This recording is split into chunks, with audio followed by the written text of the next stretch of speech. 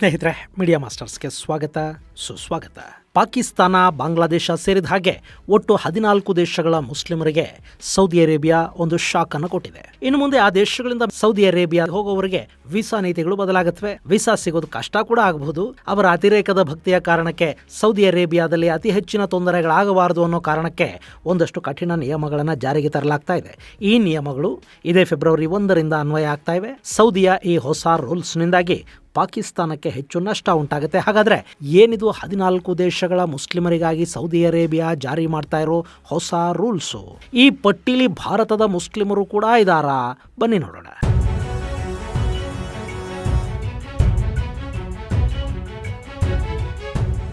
ಗೆಳೆಯರೆ, ಜಗತ್ತಿನ ಸಮಸ್ತ ಮುಸ್ಲಿಮರು ಅತ್ಯಂತ ಪವಿತ್ರ ಅಂತ ಭಾವಿಸುವ 2 ಕ್ಷೇತ್ರಗಳು ಸೌದಿ ಅರೇಬಿಯಾದಲ್ಲಿವೆ. ಅಲ್ಲಿನ ಮೆಕ್ಕಾ ಹಾಗೂ ಮದೀನಾಗೆ ಹೋಗದೇ ಇದ್ರೆ ಜನ್ನತ್ ಸಿಗೋದಿಲ್ಲ ಅಂತ ಮುಸ್ಲಿಮರು ಭಾವಿಸ್ತಾರೆ. ಹೀಗಾಗಿ ಹಜ್ ಯಾತ್ರೆಗೆ ಅಲ್ಲಿ ವಿಶೇಷ ಸ್ಥಾನಮಾನಗಳಿವೆ. ಸಾಮಾನ್ಯ ಮುಸಲ್ಮಾನ ಕೂಡ ತನ್ನ ದುಡಿಮೆಯಲ್ಲಿ ಒಂದಷ್ಟು ಹಣನ ಉಳಿಸ್ಕೊಂಡು ಹಜ್ ಯಾತ್ರೆಯನ್ನ ಮಾಡಬೇಕು ಅಂತ ಬಯಸ್ತಾನೆ. ಇನ್ನು ನಮ್ಮ ದೇಶದಲ್ಲಿ ಸರ್ಕಾರಗಳು ಕೂಡ ಹಜ್ ಯಾತ್ರೆಗೆ ವಿಶೇಷ ಧನ ಸಹಾಯವನ್ನು ಮಾಡುತ್ತವೆ. ಪ್ರತಿ ವರ್ಷ ಮೆಕ್ಕಾಗೆ 10ರಿಂದ 20 ಮಿಲಿಯನ್ ಅಂದ್ರೆ 1ರಿಂದ 2 ಕೋಟಿಯಷ್ಟು ಭಕ್ತರು ಭೇಟಿ ಕೊಡ್ತಾರೆ. ಹೀಗೆ ಜಗತ್ತಿನ ಎಲ್ಲ ದೇಶಗಳಿಂದಲೂ ಹಜ್ ಯಾತ್ರೆಗೆ ಮುಸ್ಲಿಮರು ಬರ್ತಾರಾದ್ರೂ ಸೌದಿ ಅರೇಬಿಯಾಗೆ ತಲೆನೋವಾಗ್ತಾ ಇರೋದು ಮಾತ್ರ 14 ದೇಶಗಳ ಮುಸ್ಲಿಮರಿಂದ. ಹಾಗಾದ್ರೆ ಅವರಿಂದ ಅಲ್ಲಿ ಏನಾಗ್ತಾ ಇದೆ? ಅಲ್ಲ, ಅವರು ಹೋಗಿ ಏನು ಮಾಡ್ತಾರೆ? ಆ ಪಟ್ಟಿಯಲ್ಲಿ ಯಾವೆಲ್ಲ ದೇಶಗಳಿವೆ ಅನ್ನೋದನ್ನ ನೋಡೋದಕ್ಕೂ ಮೊದಲು ಮೆಕ್ಕಾದ ಬಗ್ಗೆ ಒಂದಷ್ಟು ಮಾಹಿತಿಯನ್ನ ನಿಮಗೆ ಕೊಟ್ಟುಬಿಡ್ತೀನಿ.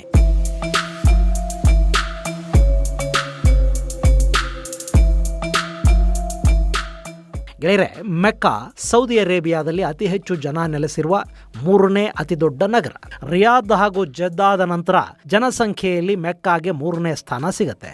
ಇದು ಸೌದಿಯ ಹೆಜಾಜ್ ರೀಜನ್ ನಲ್ಲಿದ್ದು ಕೆಂಪು ಸಮುದ್ರದ ಪಕ್ಕದಲ್ಲೇ ಇರುವ ಜೆದ್ದಾದಿಂದ 70 ಕಿಲೋಮೀಟರ್ ದೂರದಲ್ಲಿ ಮೆಕ್ಕಾ ಇದೆ. ಇಲ್ಲಿ ಒಟ್ಟು 2.4 ಮಿಲಿಯನ್ ನಷ್ಟು ಜನ ವಾಸ ಮಾಡ್ತಾರೆ. ಅದರಲ್ಲಿ 44.5% ಸೌದಿ ಅರೇಬಿಯಾದೇ ಜನ ಇದ್ರೆ ಉಳಿದವರು ಹೊರದೇಶಗಳ ಪ್ರಜೆಗಳು ಅನ್ನೋದು ಇಲ್ಲಿ ಗಮನಾರ್ಹ ಅಂಶ. ಹಾಗೆ ಇಲ್ಲಿ ಮುಸ್ಲಿಮರು ಬಿಟ್ಟು ಬೇರೆ ಯಾವ ಮತದವರಿಗೂ ಪ್ರವೇಶ ಇಲ್ಲ. ಮುಸ್ಲಿಮೇತರರಿಗೆ ಮೆಕ್ಕಾದಲ್ಲಿ ಪ್ರವೇಶ ಇಲ್ಲ ಅನ್ನೋದಷ್ಟೇ ಅಲ್ಲ, ಮೆಕ್ಕಾ ಮೇಲೆ ಮತ್ತೊಂದು ಊರಿಗೆ ಹಾದು ಹೋಗೋದಿಕ್ಕೆ ಕೂಡ ಅವರಿಗೆ ಅವಕಾಶವನ್ನು ಕೊಡೋದಿಲ್ಲ. ಇನ್ನು ಈ ಮೆಕ್ಕಾ ಸಮುದ್ರ ಮಟ್ಟದಿಂದ 277 ಮೀಟರ್ಗಳಷ್ಟು ಎತ್ತರದಲ್ಲಿದೆ. 1200 ಚದರ ಕಿಲೋಮೀಟರ್ನಷ್ಟು ವಿಸ್ತೀರ್ಣವನ್ನು ಹೊಂದಿದೆ. ಇಂಥ ಮೆಕ್ಕಾಗೆ ಪ್ರತಿ ವರ್ಷ 2 ಕೋಟಿಯಷ್ಟು ಜನ ಬಂದು ಹೋಗ್ತಾರೆ. ಈ ಪೈಕಿ 14 ದೇಶಗಳ ಜನ ಇಲ್ಲಿಗೆ ಪದೇ ಪದೇ ಬರ್ತಾರೆ. ಬಂದವರು ಹೆಚ್ಚು ದಿನಗಳ ಕಾಲ ಇಲ್ಲೇ ಉಳ್ಕೋತಾರೆ. ಯಾವುದೇ ಮುನ್ಸೂಚನೆಯೂ ಇಲ್ಲದೆ ಯಾವಾಗ ಬೇಕು ಅನ್ಸಿದ್ರೆ ಆಗ ಇಲ್ಲಿಗೆ ಬರುವ ಈ ಅತಿ ವಿಶ್ವಾಸಿಗಳ ಕಾರಣಕ್ಕೆ ಮೆಕ್ಕಾದಲ್ಲಿ ಜನಸಂದಣಿ ಹೆಚ್ಚಾಗ್ತಾ ಇದೆ. ಹೀಗಾಗಿ ಅವರನ್ನ ನಿಯಂತ್ರಿಸುವ ಸಲುವಾಗಿ ಸೌದಿ ಅರೇಬಿಯಾ ಹೊಸ ನಿಯಮಗಳನ್ನ ಜಾರಿಗೆ ತಂದಿದೆ. ಇಲ್ಲಿ ಸೌದಿ ಅರೇಬಿಯಾದ ನಿದ್ದೆಗೆಡಿಸಿರೋ ದೇಶಗಳು ಯಾವುವು ಅನ್ನೋದನ್ನ ನಾವು ನೋಡೋದಾದ್ರೆ ಮೊದಲಿಗೆ ನಮಗೆ ಕಾಣೋದು ಪಾಕಿಸ್ತಾನ. ಆ ನಂತರದಲ್ಲಿ Bangladesh, Ethiopia, Jordan, Iraq, Indonesia, Egypt, Nigeria, Morocco, Sudan, Tunisia, Yemen, Algeria ಮುಂತಾದ ದೇಶಗಳಿವೆ. ಅಲ್ಲಿಗೆ 13 ದೇಶಗಳ ಮುಸ್ಲಿಮರಿಗೆ ನಿರ್ಬಂಧ ಆಯಿತು. ಆದರೆ 14ನೇ ದೇಶ ಯಾವುದು ಅಂತ ನೀವು ಅಂದ್ಕೋತಾ ಇರಬೇಕು ಅಲ್ವಾ? ಅದಿನ್ಯಾವುದು ಅಲ್ಲ, ನಮ್ಮ ಭಾರತ.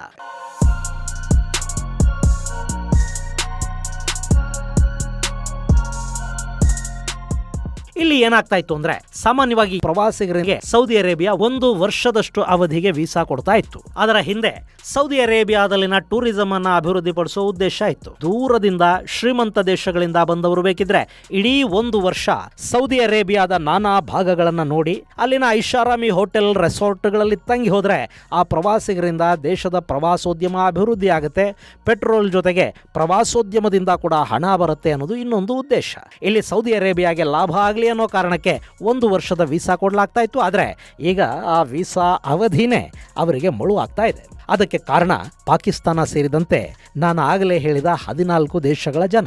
ಇಂಡೋನೇಷ್ಯಾನ ಹೊರತುಪಡಿಸಿದ್ರೆ ಉಳಿದ ಬಹುತೇಕ ಎಲ್ಲ ದೇಶಗಳು ಸೌದಿಗೆ ತುಂಬಾ ಹತ್ತಿರದಲ್ಲೇ ಇವೆ. ಈ ಅಕ್ಕಪಕ್ಕದ ದೇಶಗಳ ಜನ ಏನು ಮಾಡ್ತಾರೆ ಅಂದ್ರೆ, ಹೆಂಗೂ ವೀಸಾ ಇದೆಯಲ್ಲ, ಸೊ ಯಾವಾಗ ಬೇಕು ಅನ್ಸಿದ್ರೆ ಆಗ ಸೌದಿಯ ಕಡೆಗೆ ಹೊರಟು ಬಿಡೋದಕ್ಕೆ ಶುರು ಮಾಡ್ತಾ ಇದ್ರು. ಇದರಿಂದ ಮೆಕ್ಕಾ ಮದೀನಾಗಳಲ್ಲಿ ಜನಸಂದಣಿ ಹೆಚ್ಚಾಗ್ತಾ ಹೋಯ್ತು. ಎಷ್ಟು ಜನ ಬರ್ತಾರೆ ಅನ್ನೋದು ಗೊತ್ತಾಗದೆ ವ್ಯವಸ್ಥೆಗಳನ್ನ ಮಾಡೋದಕ್ಕೆ ಅಲ್ಲಿನ ಆಡಳಿತ ಹೈರಾಣ ಆಗಬೇಕಾಗ್ತಾ ಇತ್ತು. ಇನ್ನು ಮೊನ್ನೆ 2020 2024ರಲ್ಲಿ ವಿಪರೀತ ಪ್ರಮಾಣದ ಹೀಟ್ ವೇವ್ ಹಾಗೂ ಪ್ರವಾಹದ ಕಾರಣದಿಂದ ಹಾಗೂ ಅತಿ ಹೆಚ್ಚು ಜನ ಸೇರಿದ ಕಾರಣದಿಂದ ಉಂಟಾದ ಕಾಲ್ತುಳಿತದಿಂದಾಗಿ ಸುಮಾರು 1200 ಮಂದಿಯಲ್ಲಿ ಸಾವನ್ನಪ್ಪಿದ್ರು. ಗೆಳೆಯರೆ, ಇನ್ನೂ ಒಮ್ಮೆ ಹೇಳ್ತಾ ಇದ್ದೀನಿ, ನೆನಪಿಟ್ಕೊಳ್ಳಿ, ಸೌದಿ ಅರೇಬಿಯಾದಂತಹ ದೇಶದಲ್ಲಿ, ಜಗತ್ತಿನ ಅತ್ಯಂತ ಶ್ರೀಮಂತ ದೇಶ ಅಂತ ಕರೆಸಿಕೊಳ್ಳುವ ಪ್ರದೇಶದಲ್ಲಿ, ಎಲ್ಲ ರೀತಿಯ ವ್ಯವಸ್ಥೆಗಳನ್ನು ಮಾಡಿರುವ ದೇಶದಲ್ಲಿ, ಬರೀ 2 ಕೋಟಿ ಜನ ವಿಶ್ವಾಸಿಗಳು ಸೇರುವ ಪ್ರದೇಶದಲ್ಲುಂಟಾದ ಕಾಲ್ತುಳಿತದಲ್ಲಿ ಸಾವಿಗೀಡಾದವರು 1200 ಮಂದಿ. ಇದೆಲ್ಲವನ್ನ ಗಮನಿಸಿದ್ದ ಸೌದಿ ಅರೇಬಿಯಾ ಹೀಗೆ ಆ ಕಾಲದಲ್ಲಿ ಹೇಳದೆ ಕೇಳದೆ ನುಗ್ಗೋ ಜನ ಇದಾರಲ್ಲ, ಅವರ ವಿರುದ್ಧ ಗದಾ ಪ್ರಹಾರಕ್ಕೆ ಮುಂದಾಗಿದೆ. ಇನ್ನು ಮುಂದೆ ಈ 14 ದೇಶಗಳ ಜನಕ್ಕೆ ವರ್ಷ ಪೂರ್ತಿ ವೀಸಾ ಇರುವುದಿಲ್ಲ. ಕೇವಲ 1 ಬಾರಿಗೆ ಮಾತ್ರ ನಿಗದಿತ ಅವಧಿಯ ವೀಸಾ ಕೊಡ್ತಾರೆ. ಇನ್ನು ಇದು ಸೌದಿಗೆ ವ್ಯಾಪಾರ, ಹಜ್ ಯಾತ್ರಾರ್ಥಿಗಳಿಗೆ ಹಾಗೂ ಇನ್ನಿತರ ಕಾರಣಗಳಿಂದ ಹೋಗೋ ಜನಕ್ಕೆ ಅನ್ವಯ ಆಗೋದಿಲ್ಲ.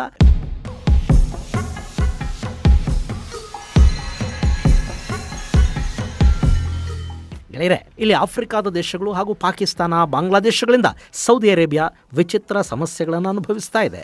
ಅಲ್ಲಿನ ಜನಕ್ಕೆ 1 ವರ್ಷದ ಅವಧಿಗೆ ವೀಸಾ ಸಿಗುತ್ತಲ್ಲ, ಅದನ್ನು ತಗೊಂಡು ಮೆಕ್ಕಾ, ಮದೀನಾಗಳಿಗೆ ಸೇರ್ಕೋತಾರೆ. ಹಾಗೆ ಹೋಗುವ ಪಾಕ್ ಪ್ರಜೆಗಳು ಅಲ್ಲಿ ಭಿಕ್ಷೆ ಬಿಡೋದಕ್ಕೆ ಮತ್ತು ಕಳ್ಳತನದಂತಹ ಕೆಲಸಗಳಿಗೆ ಇಳಿತಾರೆ. ಜಗತ್ತಿನ ಅತ್ಯಂತ ಶ್ರೀಮಂತ ದೇಶ ಅನಿಸ್ಕೊಂಡಿರೋ ಸೌದಿ ಅರೇಬಿಯಾದಲ್ಲಿ, ಅದರಲ್ಲೂ ಅವರು ಇಸ್ಲಾಮಿಕ್ ಜಗತ್ತಿನಿಂದ ಅತಿ ಹೆಚ್ಚು ಗೌರವವನ್ನ ಪಡ್ಕೊಳ್ಳೋದಕ್ಕೆ ಕಾರಣ ಆಗ್ತಾ ಇರೋ ಮೆಕ್ಕಾ, ಮದೀನಾಗಳಲ್ಲಿ ದಾರಿಯುದ್ದಕ್ಕೂ ಭಿಕ್ಷುಕರು ನಿಂತು ಅಲ್ಲಾಕೆ ನಾಂಪೆ ಕುಚ್ ದೇ ಬಾಬಾ ಅಂತ ಬೇಡ್ತಾ ಇದ್ರೆ, ಹಜ್ ಯಾತ್ರೆಗೆ ಅಂತ ಬರೋ ಜನರ ವಸ್ತುಗಳನ್ನ, ಜೇಬುಗಳನ್ನ ಕತ್ತರಿಸ್ತಾ ಇದ್ರೆ, ಅದರಿಂದ ಸೌದಿ ಅರೇಬಿಯಾಗೆ ಕಿರಿಕಿರಿ, ಅವಮಾನ ಎರಡೂ ಆಗದೆ ಇರುತ್ವಾ?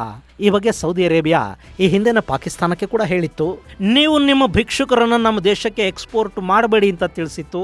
ಆದರೆ ಪಾಪ ಪಾಕಿಸ್ತಾನದಲ್ಲಿ ಅಲ್ಲಿನ ಪ್ರಧಾನಿ, ಸೇನಾಧಿಕಾರಿ ಎಲ್ಲ ಕೂಡ ಭಿಕ್ಷೆಗೆ ಅಂತ ನಾನಾ ದೇಶಗಳಿಗೆ ಹೋಗುವಾಗ ಅಲ್ಲಿನ ಜನರಿಗೆ ನೀವು ಹೋಗಬೇಡಿ ಅಂತ ಹೇಳೋದಕ್ಕೆ ಸಾಧ್ಯ ಆಗುತ್ತೆ? ಸೊ ಪಾಕಿಸ್ತಾನಿ ಭಿಕ್ಷುಕರ ಸಂಖ್ಯೆ ಕಡಿಮೆ ಏನಾಗಲಿಲ್ಲ. ಬದಲಿಗೆ ಕೆಲವರು ಅದನ್ನೇ ಫುಲ್ ಟೈಮ್ ಉದ್ಯೋಗವನ್ನಾಗಿ ಮಾಡ್ಕೊಳ್ಳೋದಕ್ಕೆ ಶುರು ಮಾಡಿದರು. ಇಂಥ 106 ಮಂದಿಯನ್ನ ಸೌದಿ ಪಾಕಿಸ್ತಾನಕ್ಕೆ ಡಿಪೋರ್ಟ್ ಕೂಡ ಮಾಡ್ತು. ಅಲ್ಲಿ ಡ್ರಗ್ಸ್ ಮಾರ್ತಾ ಇದ್ದ ಆರೋಪದ ಮೇಲೆ ಹಾಗೂ ಇನ್ನಿತರ ಅಪರಾಧ ಪ್ರಕರಣಗಳಲ್ಲಿ ಭಾಗಿಯಾದವರನ್ನ ನೇರವಾಗಿ ನೇಣಿಗೂ ಹಾಕಿದರು. ಇಷ್ಟಾದರೂ ಕೂಡ ಸೌದಿ ಅರೇಬಿಯಾಗೆ ಪಾಕಿಗಳ ಸಮಸ್ಯೆ ತಪ್ಪಲಿಲ್ಲ. ಹೀಗಾಗಿ ಪಾಕಿಸ್ತಾನದಿಂದ ಬರುವ ಭಿಕ್ಷುಕರನ್ನ ಕಂಟ್ರೋಲ್ ಮಾಡೋದಕ್ಕೆ ವೀಸಾ ರೆಸ್ಟ್ರಿಕ್ಷನ್ಸ್ ಅನ್ನು ಹೇರಲಾಗ್ತಾ ಇದೆ. ಇನ್ನು ಆಫ್ರಿಕಾದ ಸಾಕಷ್ಟು ದೇಶಗಳ ಜನರ ಪರಿಸ್ಥಿತಿ ಕೂಡ ಪಾಕಿಸ್ತಾನಕ್ಕಿಂತ ಭಿನ್ನವಾಗೇನಿಲ್ಲ. ಅಲ್ಲಿ ಬಡತನ ಇದೆ, ಹೀಗಾಗಿ ಅವರು ಶ್ರೀಮಂತ ದೇಶಗಳಿಗೆ ಹೋಗ್ತಾರೆ. ಅಲ್ಲಿ ಬಡವರಿಗೆ ದಾನ ಮಾಡಿದ್ರೆ ಪುಣ್ಯ ಸಿಗುತ್ತೆ ಅಂದ್ಕೊಂಡವರು ಮುಂದೆ ಇವರು ಬೇಡ್ತಾ ನಿಂತುಕೋತಾರೆ. ಹೀಗಾಗಿ ಆಫ್ರಿಕಾದ ದೇಶಗಳು ಕೂಡ ಈ ಪಟ್ಟಿಲಿ ಸ್ಥಾನವನ್ನು ಪಡ್ಕೊಂಡಿವೆ. ಇಲ್ಲಿ ಏನಾಗ್ತಾ ಇತ್ತು ಅಂದ್ರೆ, ಕೆಲವರು ಅದೇ ವೀಸಾದ ಅಡಿಯಲ್ಲಿ ಸೌದಿಯಲ್ಲಿ ಕೆಲಸ ಮಾಡೋದಕ್ಕೆ ಶುರು ಮಾಡಿದಾರಂತೆ. ಅದು ಅಲ್ಲಿನ ಸಾಮಾಜಿಕ ವ್ಯವಸ್ಥೆಯನ್ನ ಬದಲಿಸುವಷ್ಟು ಹೆಚ್ಚಾಗ್ತಾ ಇದೆ ಅಂತ ಸೌದಿ ಹೇಳ್ಕೊಂಡಿದೆ. ಸೌದಿ ಅರೇಬಿಯಾದಲ್ಲಿ ಸದ್ಯದ ಲೆಕ್ಕಾಚಾರಗಳ ಪ್ರಕಾರ 3,45,00,000 ಜನ ವಾಸ ಮಾಡ್ತಾರೆ. ಅದರಲ್ಲಿ 40% ಹೊರದೇಶದವರೇ ಇದ್ದಾರೆ.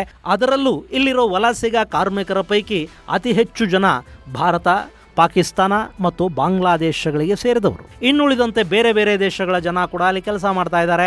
ಇದರ ಜೊತೆಗೆ ಪಶ್ಚಿಮದ ದೇಶಗಳ ಸುಮಾರು 100,00,000 ಮಂದಿ ಸೌದಿಯಲ್ಲಿ ನೆಲೆಸಿದ್ದಾರೆ. ಇವರೆಲ್ಲ ಗೇಟೆಡ್ ಕಮ್ಯುನಿಟಿಗಳಲ್ಲಿ ವಾಸ ಮಾಡ್ತಾರೆ. ರಿಯಾದ್, ಜದಾಗಳಲ್ಲಿ ಅವರ ಸಂಖ್ಯೆ ಹೆಚ್ಚಿದೆ. ಅದು ಶ್ರೀಮಂತ ವರ್ಗ, ಹಣ ಇರೋರು, ಅಲ್ಲಿ ಆಸ್ತಿಪಾಸ್ತಿಗಳನ್ನು ಕೂಡ ಖರೀದಿ ಮಾಡಿರೋರು ಇವರು, ಇನ್ವೆಸ್ಟರ್ಗಳ ವರ್ಗ. ಅದು ಅವರಿಂದ ಸೌದಿಗೆ ಆದಾಯ ಬರ್ತಾ ಇದೆ. ಆ ವರ್ಗಕ್ಕೆ ಯಾವ ತೊಂದರೆಯೂ ಆಗದ ಹಾಗೆ ನೋಡ್ಕೊಳ್ಳೋ ಜವಾಬ್ದಾರಿ ಅಲ್ಲಿನ ಸರ್ಕಾರದ್ದು. ಹೀಗಾಗಿ ಸೌದಿ ಅರೇಬಿಯಾ ಈ 14 ದೇಶಗಳ ಪ್ರವಾಸಿಗರ ಮೇಲೆ ಒಂದು ನಿರ್ಬಂಧವನ್ನ ಹೇರ್ತಾ ಇದೆ. ಹಾಗಂತ ಇಲ್ಲಿ 14 ದೇಶಗಳ ಜನ ಹಜ್ ಯಾತ್ರೆಗೆ ಬರೋದಕ್ಕೆ ಯಾವ ಸಮಸ್ಯೆಗಳು ಇರೋದಿಲ್ಲ. ಅವರಿಗೆ ವೀಸಾ ಸಿಗುತ್ತೆ. ಹಜ್, ಉಮ್ರಾಗಳಿಗೆ ಯಾವ ಸಮಸ್ಯೆನೂ ಇರೋದಿಲ್ಲ. ಅಲ್ಲ, ಈ ಪಾಕಿಸ್ತಾನದ ಜನ ಭಿಕ್ಷೆ ಬಿಡ್ತಾರೆ, ಆಫ್ರಿಕಾದಿಂದ ಬಂದವರು ಕೂಡ ಅದನ್ನೇ ಮಾಡಬಹುದು. ಅಪರಾಧ ಕೃತ್ಯಗಳಲ್ಲಿ 2 ದೇಶಗಳ ಜನ ಭಾಗಿಯಾಗಬಹುದು. ಆದರೆ ಭಾರತೀಯರೇನು ಮಾಡಿದ್ದಾರೆ, ಇಂಡೋನೇಷ್ಯಾದ ಜನ ಏನು ಮಾಡಿದ್ದಾರೆ?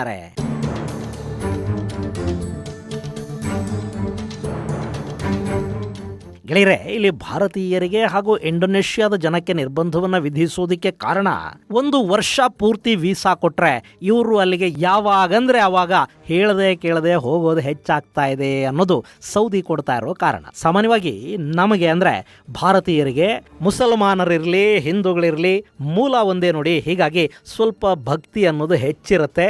ಯಾವಾಗ ಬೇಕು ಆಗ ಜೇಬಲ್ಲೊಂದು ಸ್ವಲ್ಪ ದುಡ್ಡು ಸೇರಿದ ಕೂಡಲೇ ಪುಣ್ಯಕ್ಷೇತ್ರಗಳಿಗೆ ಹೋಗ್ಬಿಡ್ಬೇಕು ಅಂತ ಭಾವಿಸೋರು ಮುಸ್ಲಿಮರು ನಮ್ಮಲ್ಲಿ ಸಿಕ್ಕಾಪಟ್ಟೆ ಜನ ಇದ್ದಾರೆ. ಹೇಗೆ ನಾವು ತಿರುಪತಿಗೆ ಶಿರಡಿಗೆ ಪದೇ ಪದೇ ಹೋಗ್ತಾ ಇರ್ತೀವಿ, ಹಾಗೆ ಪಾಪ ಮುಸಲ್ಮಾನರು 1 ವರ್ಷದ ಅವಧಿಯ ವೀಸಾ ಸಿಕ್ಕರೆ ಆಗಾಗ ಮೆಕ್ಕಾಗೆ ಮದೀನಾಗೆ ಹೋಗಿ ಬರಬೇಕು ಅಂತ ಅಂದ್ಕೋತಾರೆ. ಅದರಲ್ಲಿ ತಪ್ಪಿಲ್ಲ.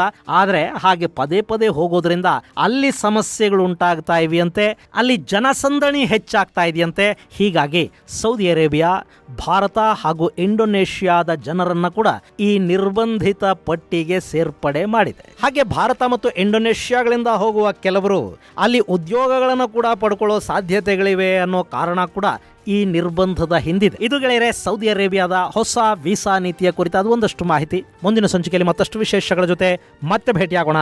ಅಲ್ಲಿವರೆಗೆ ಜೈ ಹಿಂದ್, ಜೈ ಕರ್ನಾಟಕ.